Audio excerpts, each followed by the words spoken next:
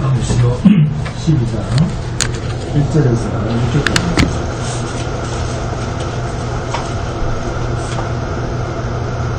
계시록 벌써 반이 왔어요. 자, 함께 공부하도록 하겠습니다. 시작. 하늘에 큰 이적이 보이니 해를 본 한 여자가 있는데 그 발 아래에는 달이 있고 그 머리에는 12별의 발이 있더라. 이 여자가 아이를 베어 산하게 되며 아파서 애를 쓰며 울지르다.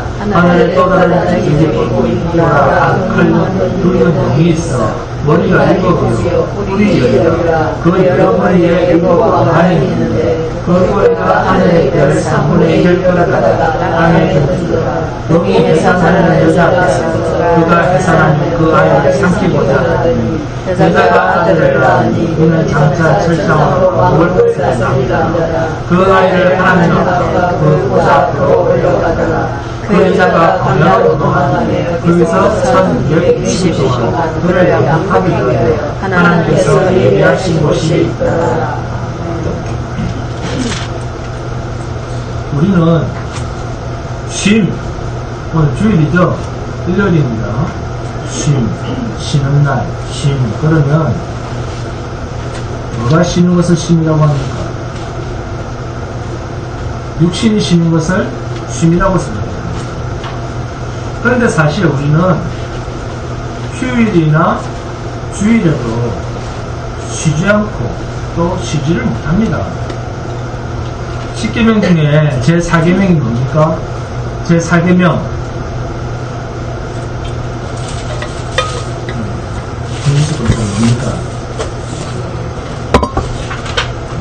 김민식 검사님 뭡니까? 4계명 우리는 뭐 율법주의자가 아니니까 나 안 해요. 그랬었죠.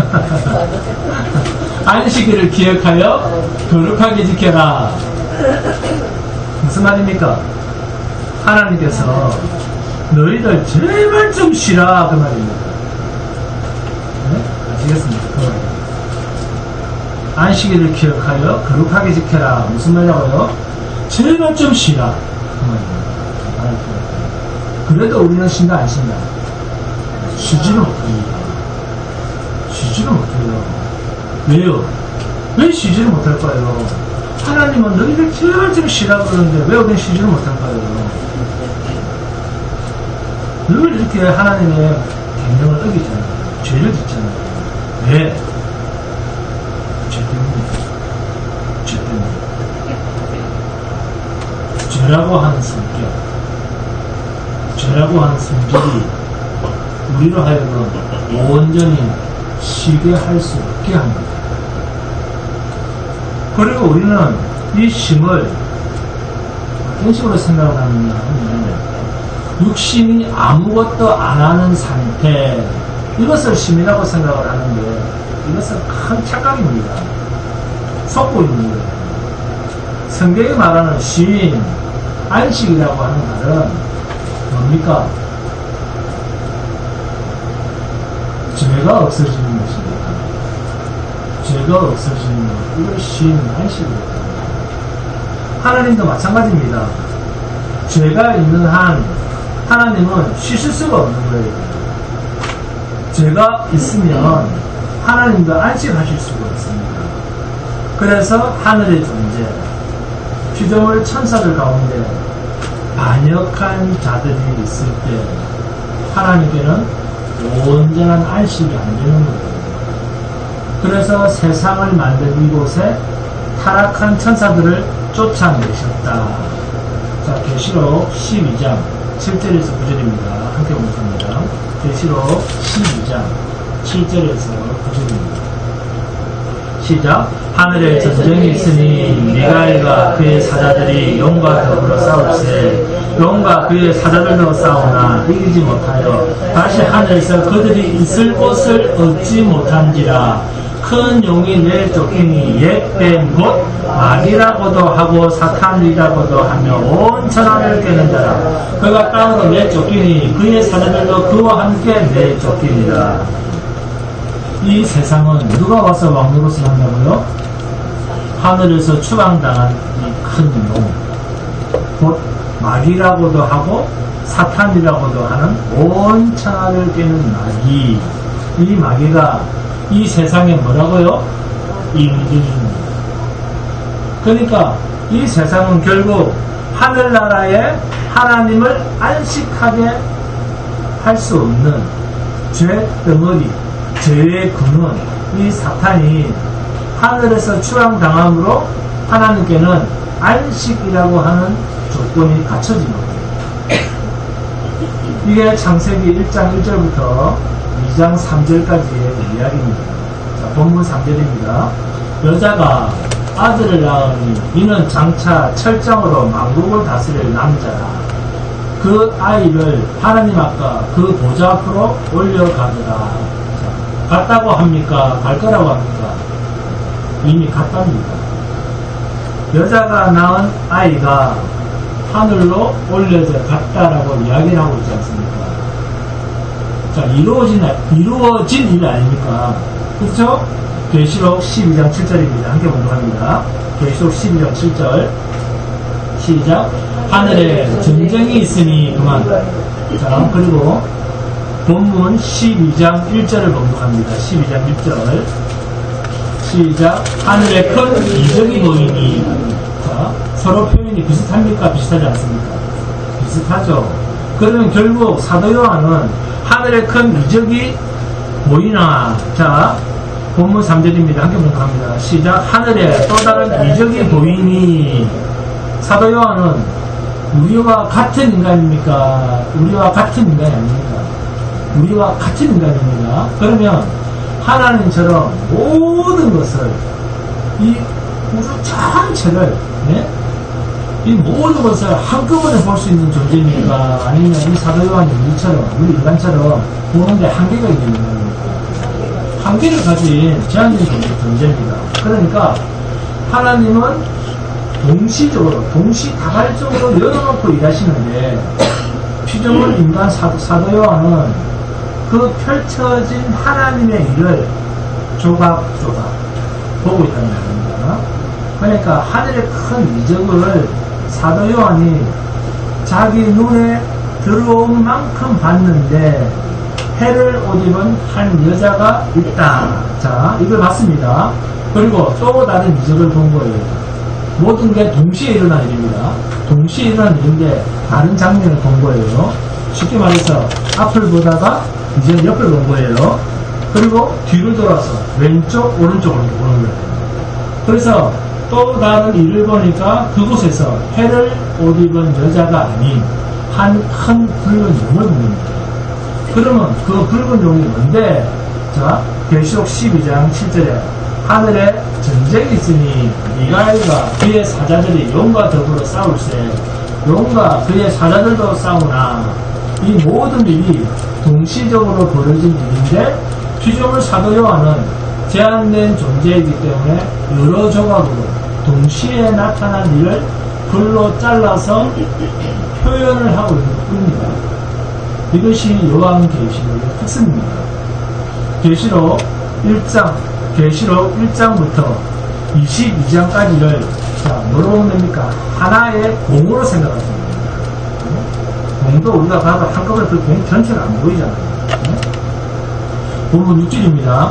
그 여자가 광야로 도망하며 거기서 1260일 동안 그를 양육하기 위하여 하나님께서 예배하신 곳이 있더라. 예배하신 곳, 여기에 동그라미 칩니다. 예배하신 곳. 광야에 1260일 동안 무슨 뜻입니까? 일생 동안 그런 말이죠. 하나님이 예배하신 곳, 보호받을 때가 있다. 교회를 하나님이 예배하신 곳이라는 말로 이렇게 쓰고 있습니다. 교회입니다. 결국에는 고린도후서 4장 4절을 보시면 이런 말씀을 합니다. 그 중에 이 세상의 신이 믿지 아니하는 자들의 마음을 혼미하게 하여 그리스도의 영광의 복음의 광채가 비치지 못하게 하니 그리스도는 하나님의 형상입니다. 이 세상의 신 뭡니까? 마귀. 그죠? 본문 3절로 표현하면 뭡니까? 붉은 용입니다. 이 세상의 신이 믿지 아니하는 자들의 마음을 혼미하게 하여 그리스도의 영광의 복음의 광채가 비치지 못하게 하니. 누가 이 짓을 한다고요? 누가 이 짓을 한다고요? 이 세상 신, 이 세상 임금, 마귀, 옛뱀, 붉은 용이. 그러니까 예배당을 아무리 많이 드나들고 하나님을 찾고 성경을 많이 읽고 예수를 불러도 진리의 빛, 그리스도의 영광의 광채의 비침을 받지 못하는 이유는 이 세상의 신이 개입을 하고 있습니다. 여러분, 사람들이 하나님을 부르고 예수님을 부르고 있습니까? 안 부르고 있습니까? 열심히 찾고 부르고 있습니다. 그럼에도 그들은 왜 우리처럼 진리 앞에서, 십자가 앞에서 행복해 하지 않고 떠나는가? 이 세상 신이 그들에게 복음의 광채를 가리기 때문입니다. 그러니까 이 세상 신, 마귀라고 하는 존재는 그리스도가 빛으로 나타내는 생명의 광채를 철저하게 가리는 역할로서 이 세상에서 군림을 하고 있습니다. 그런데 일반적으로 생각하는 사람들의 마귀에 대한 고정관념은 나를 나쁜 데로 끌고 가는구나, 이렇게만 생각합니다. 그런데 마귀는 그런 일만 하는 게 아니고, 특히 마귀는 어떤 일에 관심을 갖고 중점적으로 미혹을 하는가. 자, 여러분, 이 세상 신 마귀가 복음의 광채, 그리스도로 인하여 내게 오는 생명의 광채를 가린다라고 할 때, 그 가림, 마귀가 그리스도의 생명의 광채를 내게서 가리면, 쉽게 말해서 마귀가 나를 지배하면, 그러면 나에게는 어떤 모습이 나올까? 우리가 말하는 윤리 도덕적으로 악한 모습이 나올까요? 아니면 더욱더 거룩한 모습이 나올까요? 마귀가 나를 지배합니다. 어느 쪽입니까? 교회 다니는 사람은 거룩해야 돼, 선한 행동을 해야 돼 라고 하는 고정관념이 여러분의 마음속에 사실 있습니까? 없습니까? 있죠. 그게 일반적인 종교심입니다.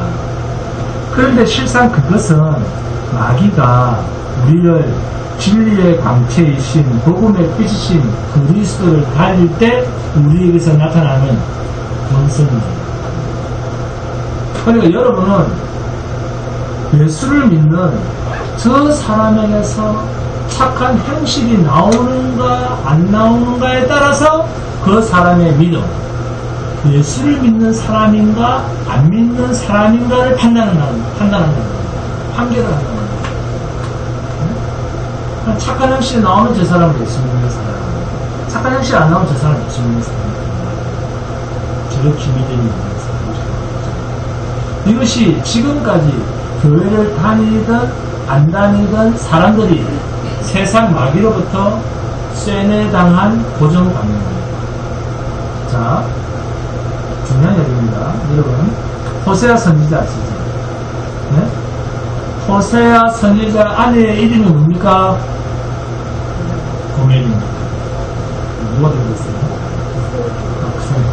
박수 한번 치십시오. 박수. 고멜이 어떤 신분입니까? 창녀와 같습니다. 외간 남자랑 마음껏 놀아나는 여자예요.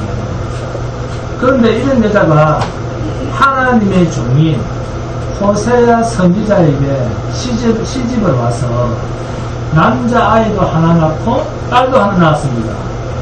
자, 그러면 여기서 질문을 하나 하겠습니다. 이 여자 시집을 와서 딸도 하나 낳고 아들도 하나 낳았어요. 그런데도 계속 바깥에서 외간 남자랑 놀아나고 있습니다. 자, 이 여자 나쁜 년입니까? 좋은 여자입니까? 나쁜 년입니까?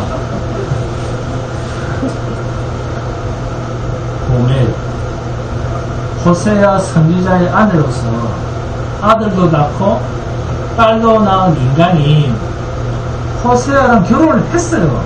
했는데도 늘 바깥에 나와서 외간 남자랑 놀아나는 이 봄에 악한 년입니까? 좋은 년입니까? 자, 여러분 악한 년이라고 하잖아요. 네? 이게 문제. 이게 문제. 그러니까 여러분이 아무리 교회를 오랫동안 들락거려도 하나님의 일하심에 대한 편견과 오해가 넣어가지고 무너지질 않고 아직도 얼마나 여러분 속에 단단하게 뭉쳐져 있습니다. 없어지지 않지. 교회를 그렇게 오랫동안 성경은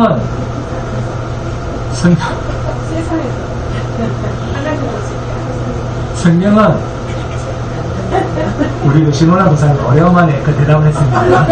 평소에 대답을 안 하시는 분이 박수 한번 드리겠습니다. 자, 성경은 어떤 책입니까? 하나님의 약속의 책. 하나님의 약속의 책. 이게 성경입니다. 이 하나님은 하나님의 약속의 책인데 우리 자신이 이 성경을 거꾸로 뒤집었어. 뭘 뒤집어요? 선과 악을, 선악체계를, 이 세상 신, 마귀에게 이미 함몰되어 있는 선악체계를 가지고 있다는 거예요. 이것을 창세기 3장 22절에서 뭐라고 했습니까? 여호와 하나님이 이르시되 보라, 이 사람이 선악을 아는 일에 하나님의 기준이 아니라는 거예요. 우리 중 하나같이 되었습니다. 우리 모두가 하나님의 자리에 앉아있다. 그러니까 호세아는 하나님의 종으로서 거룩한데, 저 목사는 거룩한데, 호세아 목사는 거룩한데 호세아의 와이프 고멜이 문제야. 이런 성경관으로 계속 성경을 보는 거예요. 얼마나 있습니까? 이렇게. 이런 관념으로 계속 100도, 200도, 300도 붙다 그러는 거예요. 네? 그런데 하나님은 뭐라고 말씀을 하시느냐 하면 이스라엘 백성들이 전부 하나도 남김없이 하나님을 믿는다고 하는 이스라엘 백성들이 전부 하나님 앞에서 내 앞에서 환양년이야 그런 거예요. 이게 하나님의 관점입니다. 환양년 같은 이 고멜 같은 인간이야. 이것을 우리한테 가르쳐주기 위해서, 고발하기 위해서 하나님이 그 고멜을 도구로 쓰십니다. 너희는 다 이 고멜 같은 존재야. 이걸 보여주시는 거야. 하나님의 백성들, 하나님의 백성이 얼마나 환양년 같은 짓을 하는 자들인가. 이것을 고발하기 위해서 고멜을 하나님이 붙들고 쓰시고 있는 거예요. 자, 그러면 하나님이 고멜을 쓰시고 계신다. 잘 들으세요. 하나님이 고멜을 도구로 쓰시고 계신다. 자, 좋은 년입니까? 나쁜 년입니까? 네? 이래도 나쁜 년입니까?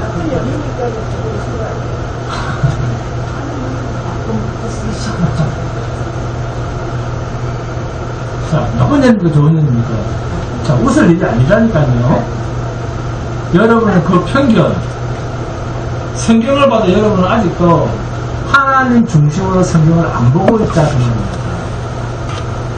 고멜은 좋은 여자입니다. 왜요? 그런데도 자꾸 신앙을 하나님 중심이 아니라 자신의 신앙체계, 자신의 가치체계, 자신의 선악체계로 상대방을 본다는 거예요. 이게 인본주의입니다. 자, 여기서 제가 질문을 하나 하겠습니다. 더 들어갑니다. 그 깊이 한번 더 들어갈게요.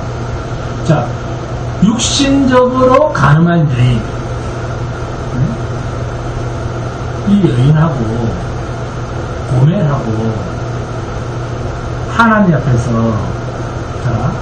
육신적으로 가늠한 여인, 그러니까 고멜이죠, 그죠? 자, 이런 고멜하고 하나님 앞에서 영적으로 가늠한 이스라엘, 어느 쪽이 더 하나님 앞에서 악한 존재일까요? 이스라엘. 이번에도 이스라엘입니다.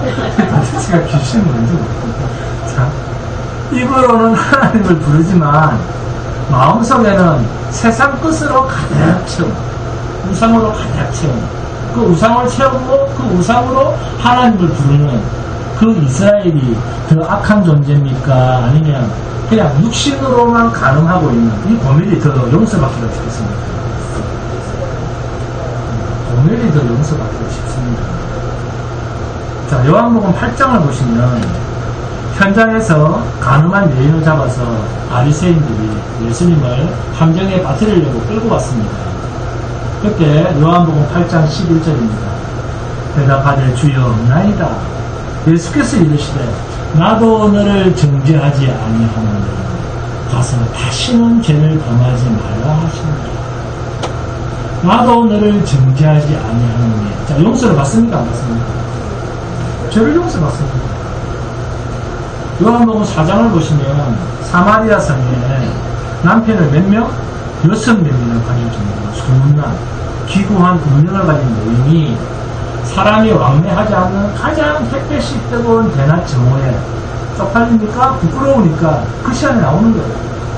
야곱의 우물로 물을 들으러 올 정도로 사람들의 얼굴을 피할 정도로 부끄러운 여인이 우물가에서 예수님을 영접하고 하나님의 은혜를 입습니까? 안 입습니까? 하나님의 은혜를 입고 내가 메시아를 만났다라고 동네로 뛰어 들어가잖아요. 그런데 이스라엘은 거룩하다고 하는 그 이스라엘은 아닙니다. 하나님 앞에서 가늠한 이스라엘이 어느 쪽이 더 심각합니까? 이스라엘 아닙니까?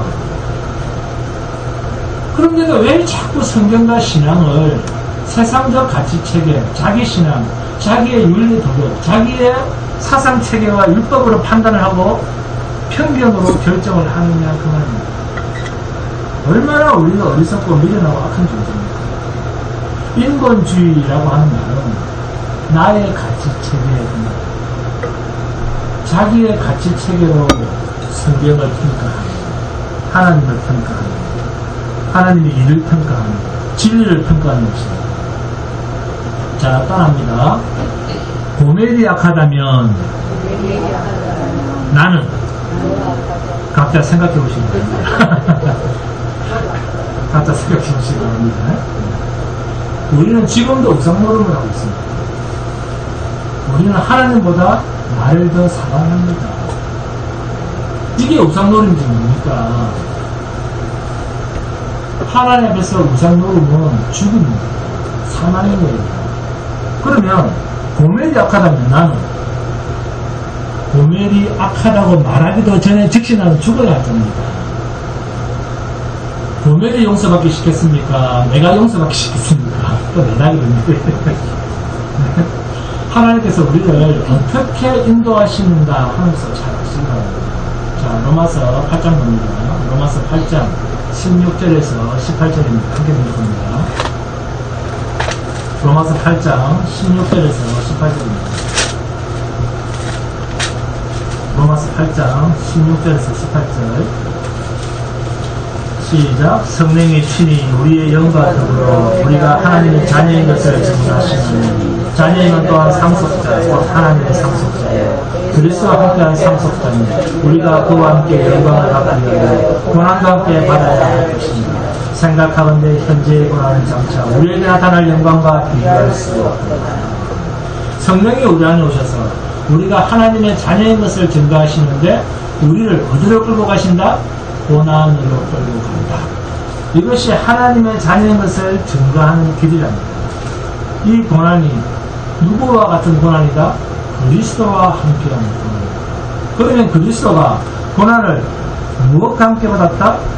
십자가의 죽음으로 받았다. 로마서 8장 36절 37절입니다. 함께 공부합니다. 시작. 기록된 바 우리가 정의를 주기 위하여 죽임을 당하기는요 도살당할 양같이 여김을 받았나이다 하니라 같습니다. 그러나 이 모든 일은 우리를 사랑하신 이로 말미암아 우리가 넉넉히 여기느니라. 이 고난으로 아예 죽음에 이른다는 말입니까? 아니면 살아있지만 좀 어려움을 당한다는 말입니까? 죽는다. 누구처럼? 예수님처럼. 그런데 이게 끝이냐? 아니다. 예수님의 3일 만에 부활하셔서 하나님의 영광의 보좌에 앉으셨듯이 우리도 똑같은 패턴으로 그렇게 산다. 그게 넉넉히 이깁니다. 하나님께서 나를 찾아오셔서 당신의 백성으로 삼으셨다. 그런데 택하신 다음에는 우리를 어디까지 끌고 가신다? 죽음에까지 끌고 가신다. 이게 성도의 정체성입니다. 우리가 돈을 가졌든 기술을 가졌든 일어를 잘하고 영어를 잘하든 어떤 은사가 있든 그것은 소유가 하나님의 것입니다. 나의 모든 것은 하나님의 것입니다. 라고 고백해내는 것이 믿음입니다. 그러니까 믿음의 삶이라고 하는 것은 내게 있는 것은 내 것이라고 생각하지 않는 정체성을 말합니다. 그런데 우리는 자기가 소유한 것을 어떻게 생각합니까? 내가 무슨 소유가 많아졌다. 돈을 많이 벌게 되었다. 그러면 내가 믿음으로 더 많이 얻었다. 믿음으로 더 얻은 것이면 자꾸 오해를 합니다. 내가 믿음이 좋아지겠다. 내가 믿음이 좋기 때문에 세상 것을 더 주시는 거예요. 이렇게 합니다. 심각합니다. 착각입니다. 여러분, 본문에 여자가 나옵니다. 그런데 이 여자가 행세가 참 희한합니다. 옷이 뭡니까? 해를 입었습니다. 해를 입었습니다. 본문 1절입니다. 함께 복합니다. 시작. 하늘에 큰 이적이 보이니 해를 옷 입은 한 여자가 있는데 그 발 아래는 달이 있고 그 머리에는 12별의 관을 썼더라. 대단하죠? 해를 옷 입고 발 아래는 달을 밟고 머리에는 12별의 관, 연류관을 썼다. 해, 달, 별. 자, 해, 달, 별. 이렇게 이야기를 하니까 자, 누가 생각이 납니까? 해, 달, 별. 해, 달, 별. 누구? 사람 이름. 누가 생각이 납니까? 해, 달, 별. 구약에서. 창세기에서.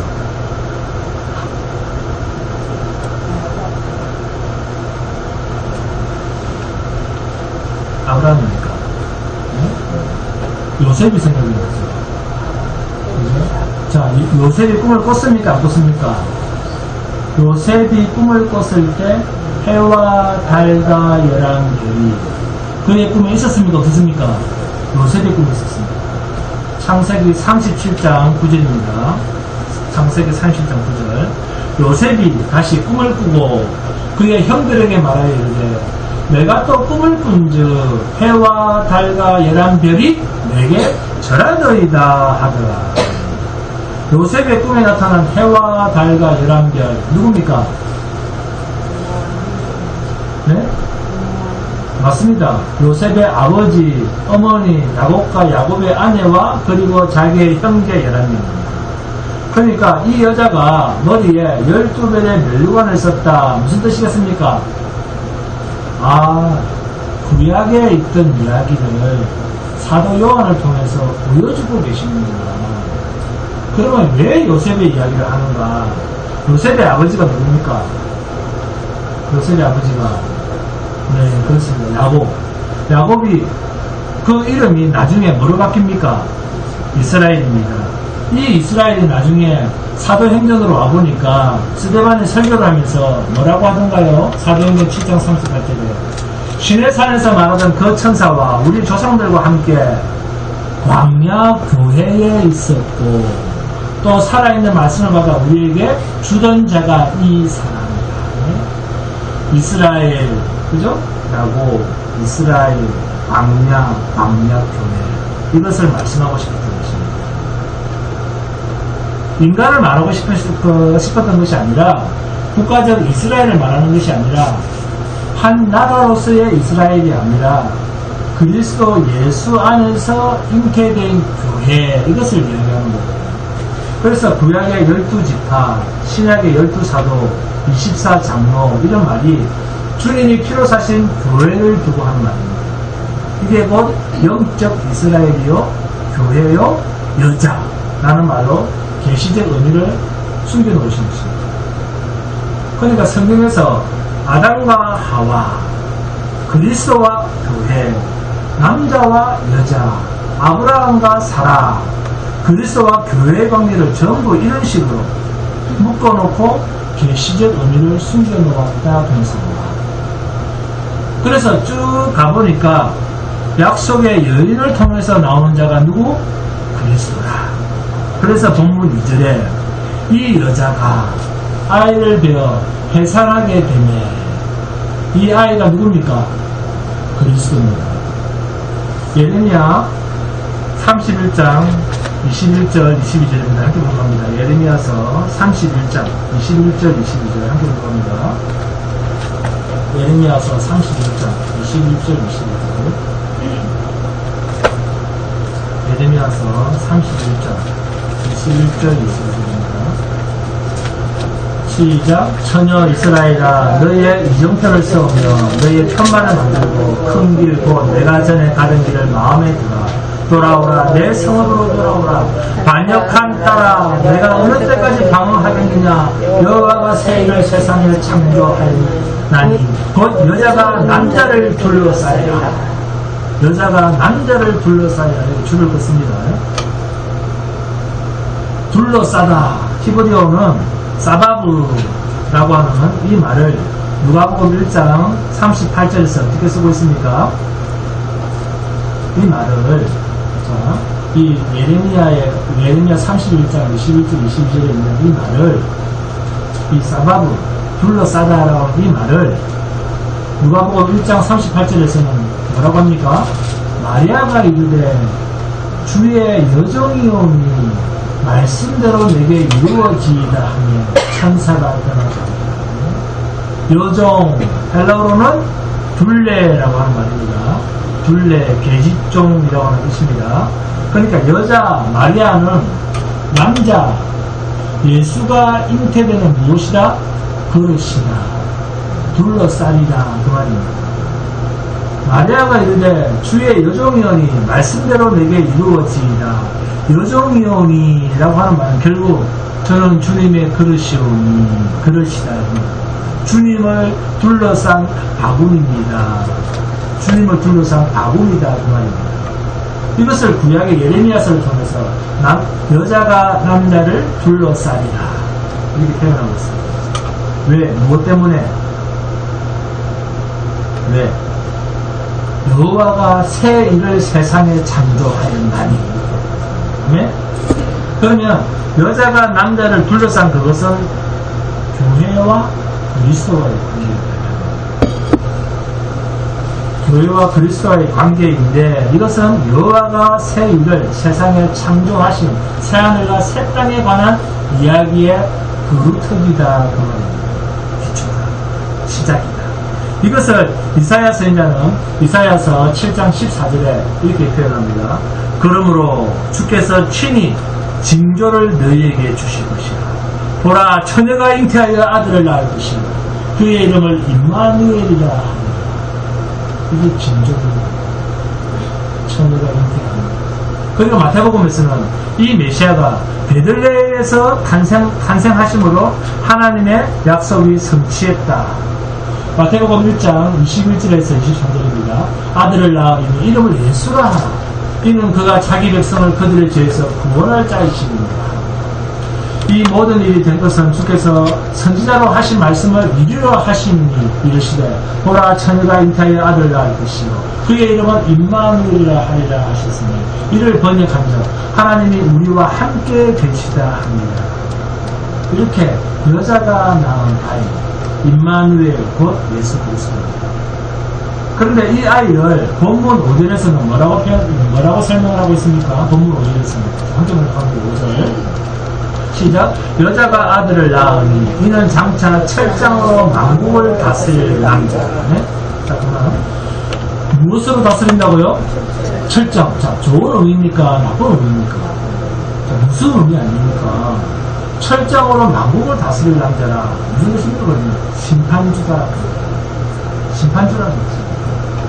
여기에 대해서 심판주가 철장으로 만국을 다스릴 수밖에 없는 사건이 일어날 것을 예언하는 장면입니다. 누가복음 2장 34절에서 35절입니다. 시므온이 그들에게 축복하고 그의 어머니 마리아에게 말하여 이르되 보라 이는 이스라엘 중 많은 사람을 패하거나 흥하게 하며 비방을 받는 표적이 되기 위하여 세움을 받았고 또 칼이 내 마음을 찌를 듯 하리니 이는 여러 사람의 마음의 생각을 드러내려 함이니라 하더라.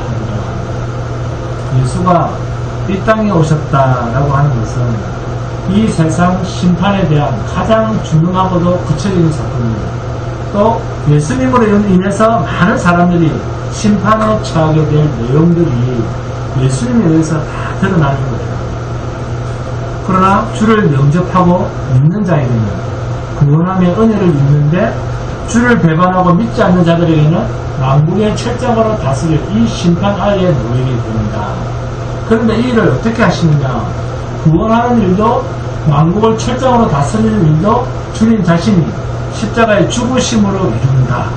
이 말이 칼이 내 마음을 찌를 듯 하리니 누가?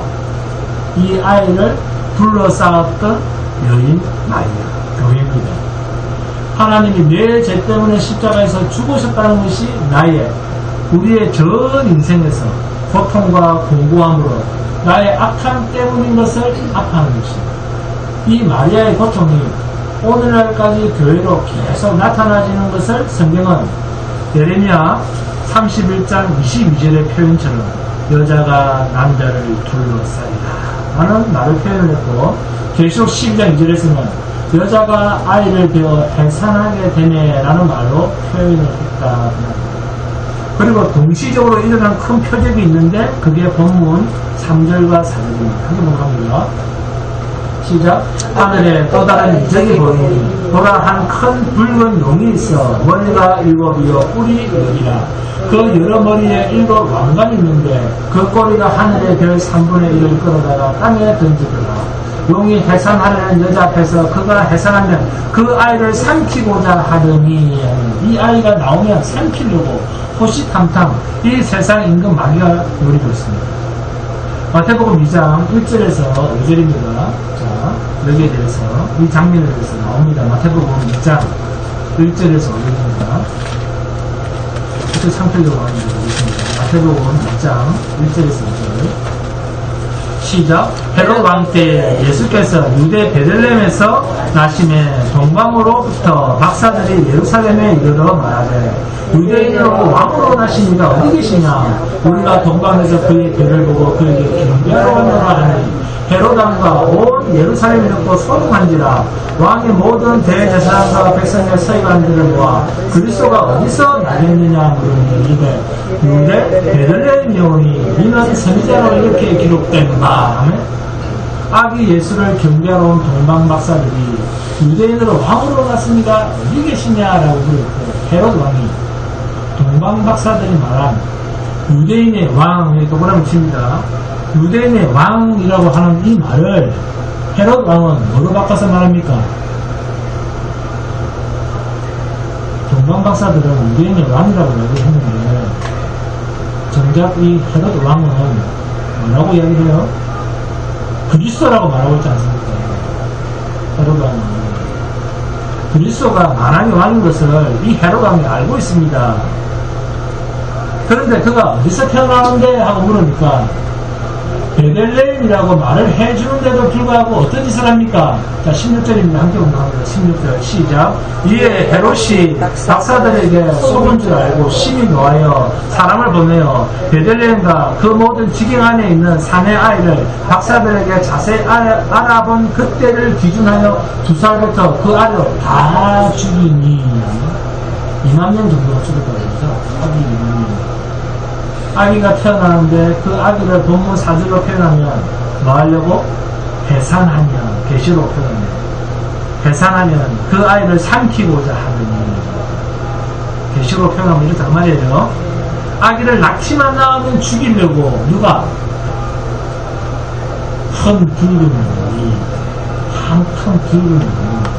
그러니까 이 헤롯 왕이라고 하는 이 나쁜 짓을, 이 왕이 하는 나쁜 짓을 누구에 의해서 나타내려고 합니다.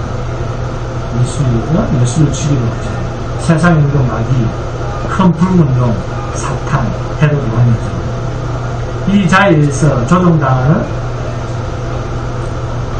이 큰 붉은 용에 의해서 마귀 사탄에 의해서 조종을 당하고 헤롯이 예수를 생각하고 죽이려고 두 살 이하의 아이를 몰살시킨 겁니다. 그런데 우리는 이 사건을 어떻게 보느냐? 하나님은 사람이시라면 어떻게 하나님이 그런 아이를 죽이는 일을 허락하실 수가 있어요? 하나님은 사람이라면 이렇게 답변합니다. 아니, 마귀가 하는 일은 괜찮고 또 누가 하는 일? 내가 하는 일. 마귀가 하는 일은 괜찮고 내가 하는 일은 또 악해도 괜찮고. 근데 하나님이 하시면 악한 일은 안 된다는 거예요. 이상하죠? 마귀가 하는 일과 내가 하는 악한 일은 괜찮고 하나님의 악한 일을 하면 안 되는 거예요. 여기서 악하다라고 하는 기준은 누구 중심입니까? 그렇습니다. 인간 자기 중심입니다. 하나님 앞에서 잘못하는 거 이게 다 악이에요. 이게 다 죄입니다. 이게 죄에 대한 개념이 없어요. 하나님 앞에서 잘못하는 모든 거 이게 악이고 죄입니다. 근데 이것이 인간이 가지고 있는 또 편견이요 인본주의입니다. 내가 좋으면 선하다. 내 보기에 좋으면 선한 것이다. 이게 종교인들에게서 나타나는 종교심입니다. 그리스도가 없는 하나님의 은혜가 없는 자들에게서 나오는 편견된 판단이 그런 종교적인 모습입니다. 이런 종교적인 사람은 자기가 좋으면 다 좋은 거예요. 이것이 그리스도의 복음의 광채의 빛이 가려짐을 당했을 때 인간에게서 드러나는 모습입니다. 하나님의 빛으로 세상을 비춰나갑니다. 본문 6절입니다. 한개 보면 6절 시작. 그 여자가 광야로 도망하며 거기서 1260일 동안 그를 양육하기 위하여 하나님께서 예비하신 곳이 있으라. 그 여자가 광야로 도망하며 왜 광야로 도망할까요? 왜 광야로? 왜 하필이면 광야로 갑니까? 서울로 가야지. 광야에는 뭐가 있습니까? 아무것도 없잖아요. 아무것도 없는 광야로 간다고 해서 살 길이 생깁니까? 네? 물이 있습니까? 뭐가 있습니까? 자, 그러면 여자가 광야로 도망을 갔다는 말은 자기 판단으로 갔다. 아, 내가 절로 가면 살 거야. 그러니까 자기 판단으로 갔다는 말일까요? 아니면 이끌려 갔다는 말일까요? 이끌려 갔어요. 누가 이끌려 갔습니까? 예수님께서 공적 사역을 시작하시기 전에 무엇에 이끌려? 성령에 이끌려 광야로 나아가서 40일 동안 금식하시며 이스라엘이 400년간 세상으로 상징되는 애굽에서 세상 임금 마귀로 상징되는 바로 왕에게 물려서 죽게 되었을 때 하나님 이들을 출애굽시켜서 어디로 갖다 놓았다? 광야에 갖다 놓았습니다. 얼마 동안입니다? 40년 동안. 40년간이나 뭐 하려고요? 뭐 하려고? 옛사람을 죽이려고. 애국에 살았던 그 옛사람을 죽이기 위해서 광야에 갖다 놓았어요. 음식지도 구할 수도 없는 땅. 사람도 만날 수 없는 땅. 광야. 그런데 이걸 스데반 집사가 뭐라고 했습니까? 광야교회. 이 여자를 광야로 도망을 간답니다. 왜요? 사탄이 너무 괴롭힙니다. 세상에 갖다 놓으면 세상 것을 계속 보고 갑니다. 그래서 사탄이 너무 괴롭히니까 어떻게 괴롭힙니까? 그리스도의 복음의 광채를 가리는 일로 우리를 너무 괴롭힙니다. 그래서 교회는 세상으로부터 철저하게 구별됩니다. 그 구별이 뭐죠? 좁고 협착합니다. 십자가의 길을 걷게 하시는 것입니다. 이것이 본문 6절에 그 여자가 광야로 도망하며 거기서 1260일 동안 그를 양육하기 위하여 하나님께 예비하신 곳이 있더라라는 말이 있습니다. 그런데 이 말씀은 마태복음 6장 5절에서 9절, 그리고 16절, 32절,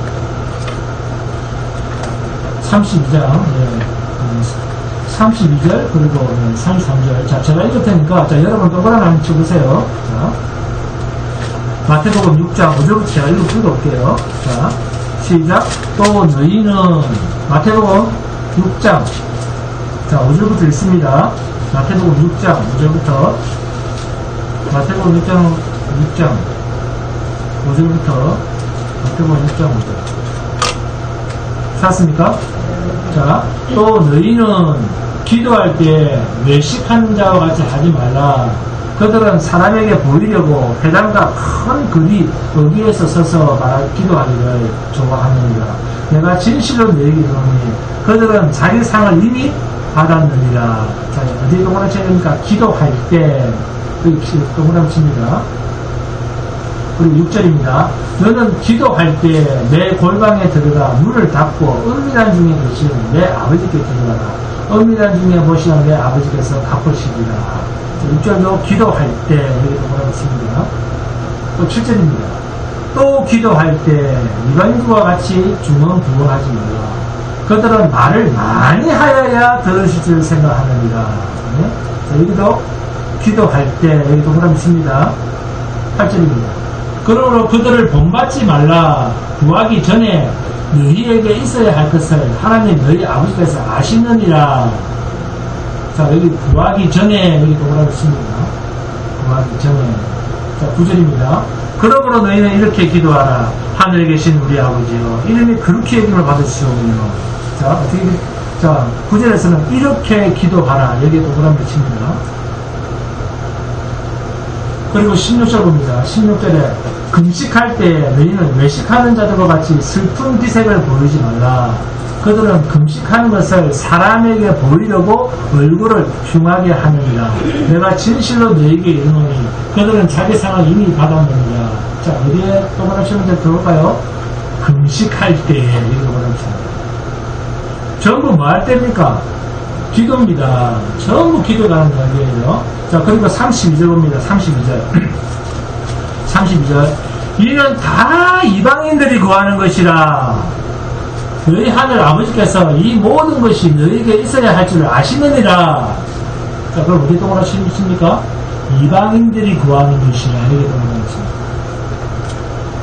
33절. 그런즉 너희는 먼저 그의 나라와 그의 의를 구하라. 그리하면 이 모든 것을 너희에게 더하시리라. 그의 나라와 그의 의를 구하라. 여기에 동그라미 칩니다. 전부 주제가 뭡니까?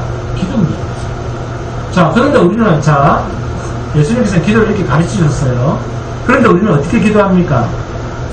마태복음 6장 11절입니다. 함께 묵상합니다. 마태복음 6장, 우리는 어떻게 기도를 하느냐? 자, 예수님 가르치면서 기도를 하느냐? 자, 잘 보세요.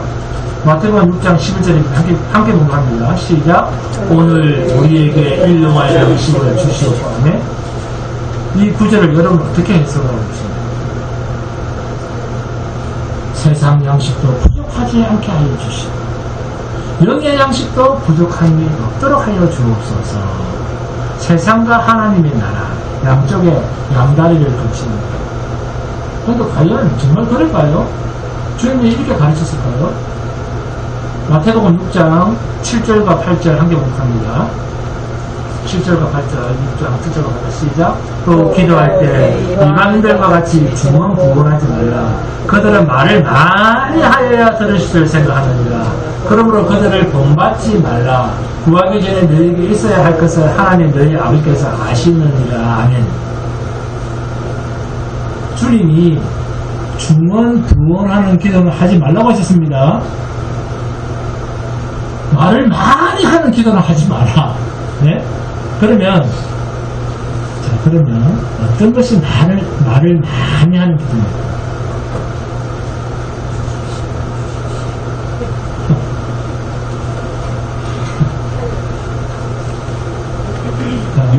자, 말을 많이 하는 기도란 우리가 글자 그대로 말을 많이 그냥 5분 10분 한다 그런 말이 아니고 하나님이 알고 계신 것을 내 입으로 뱉어내면 중언부언을 하는 것이다. 그게 말을 많이 하는 것이다.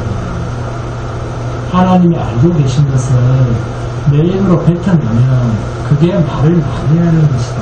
주문 부응하는 것이다. 그 말입니다. 말을 많이 하는 거다. 그러면 하나님이 알고 계신 것이란 뭐예요?